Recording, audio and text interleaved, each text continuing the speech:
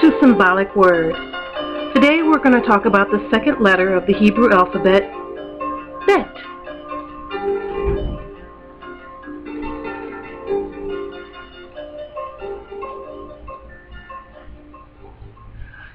The second letter of the Hebrew alphabet is Bet, and it simply means a house.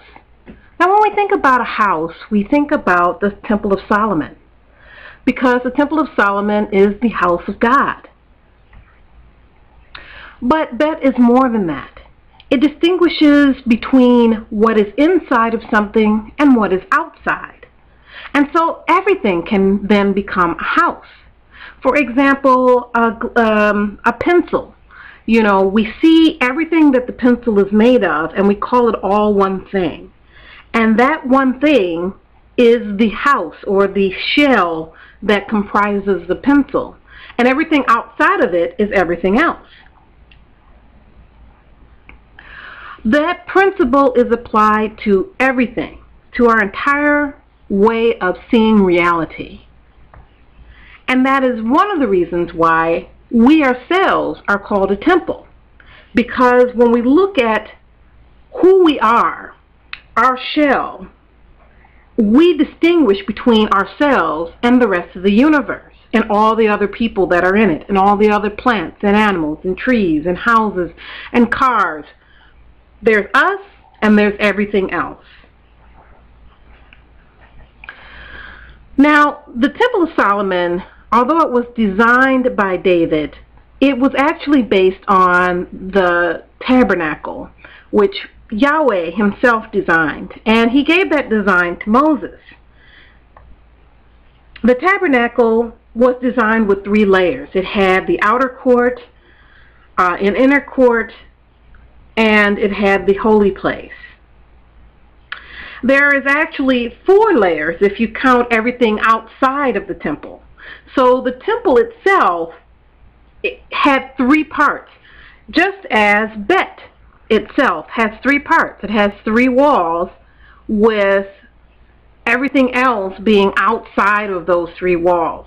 Okay, so that's 4 parts. And those 4 layers are the reflection of humankind themselves, the reflection of man. Man has these 3 layers, the mind, the body, and the emotions. And everything else exists outside of that. And so we're going to take a look at the story of Job and how that relates to the Temple of Solomon. Now in the story of Job, there is a concept called the hedge. And if you blink, you'll miss it. The hedge is something that is found throughout the Old Testament. And it is either a thorny wall that protects everything that is inside from invaders from outside, or it traps someone inside of this trap and keeps them from moving out of it. Okay? In the story of Job, there were 3 hedges. Satan comes in amongst the angels of God, and Jehovah says to him, "Hey, have you seen my servant Job? How wonderful and great he is." And Satan says, yeah, he's only obedient because of all the stuff you give him. Now you take that stuff away, he's going to curse you to your face. And so Jehovah gives him the opportunity to do that, but he says, only the stuff, I will remove the hedge, right? He says, if you remove that hedge you have around him, he'll curse you. So Jehovah said, okay, I'm going to remove that hedge, and everything that is in his possession, whether it's his children or it's his cattle or whatever he possesses, you can touch. But don't touch him, Job himself. Do not touch his flesh. So the first layer, the first hedge that we come to is Job's possessions. All his possessions, all of his children, everything that he cares about that is not attached to himself. And so after he does that, and Job says, well, I came in naked and I'm going to leave naked, Satan comes back before God and says, hey, you know, if you let me touch his flesh, I'm going to go ahead and he's going to go ahead and curse you. Well, Jehovah takes away that second hedge, and he lets him put boils in his flesh, and Job becomes very, very depressed. So the second hedge represents Job's flesh and his emotions. But there's still another part of him that Job says, don't touch his soul. Okay, so the last part represents Job's soul. And it's beyond his body. It's not really his spirit, but it's his mind. That which makes Job himself, his personality. It is that core part of a person that doesn't change no matter what happens.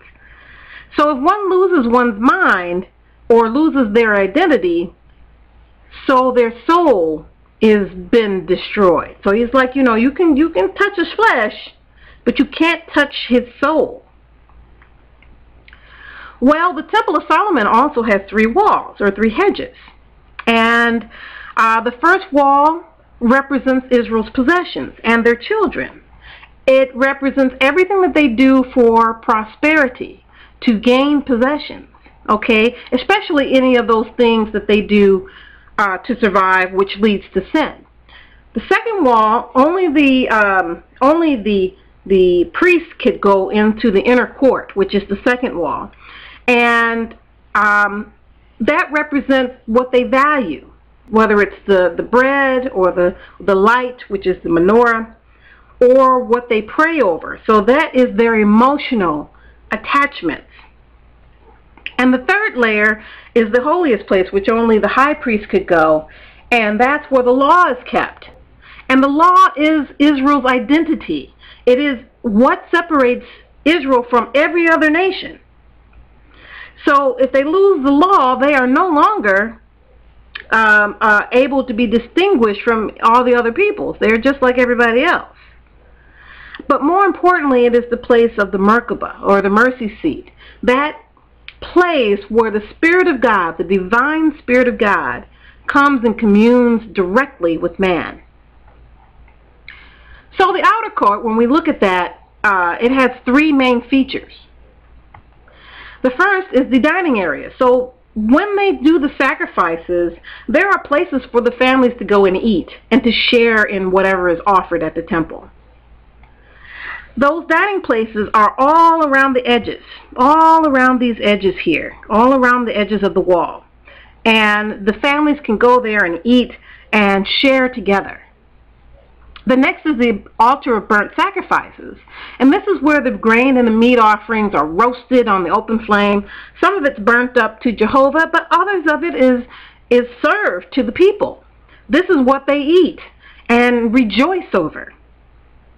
Lastly, there's the bronze sea, where the priests come to clean themselves after they have slaughtered, made a slaughter to the slaughtered all the animals and the grain offerings and stuff, and before they can enter into the temple, they have to clean themselves.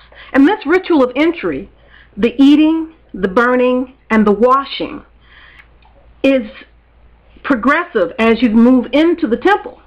But we also see an exit. The Passover is the exact reverse of that. If we look at the Passover ritual, we see that in Passover, they wash the house down. Anything they can't cleanse by washing the house down, then they burn that. And then after that, they eat. Okay? And so it's done in reverse order. The inner court has 3 main features also. It has the table with the showbread on it, which is symbolic of the prosperity and wealth of Israel, because you can't give any type of offering if you don't have anything. The menorah is the light. It's the light of understanding. And lastly, they have the altar of incense, which is in the west, and that usually represents the prayers of the heart. So there is a dichotomy there. To the north is the bread, to the south is the light of understanding. And always there is this the potential of our greed overcoming the bigger picture of the kingdom that is supposed to get rid of all sorrows. And so The direction of our heart is determined which side is more strong in us. Or do we go more after the bread, or do we go more after the light of understanding? And that final direction of our heart is shown in what our prayers consist of. The holy place has three main features also. There are the two cherubim, the outer guardians. They're the big giant ones that are in the corners, and their wings are outstretched until they touch in the other corners, right? And then there are the two cherubim that are on top of the Ark of the Covenant. Okay, they are the guardians of the law. And lastly, there's the Merkabah, the place right above the cherubim wings where the divine meets our universe, the mundane. So the four cherubim that Ezekiel saw, the wheel within a wheel, is actually represented in the holy place. The two large cherubim and then the two small ones inside. And they guard the law and create a portal that we connect with Yahweh with. The cherubim are the Alps, which are not slaughtered in the sin offering, because every time a priest sins, what happens? They have to kill an ox. So just as we saw with in the first alphabet, Aleph is an ox. So the cherubim are the Alephs, and the four of them have made it into the consciousness. They've made it into the holy place, which represents our minds. If you want to know more about Christian and Jewish symbology, please join us on Facebook. And we hope to see you again so we can talk about symbolism, prophecy, hidden meanings in the Bible, and Kabbalah.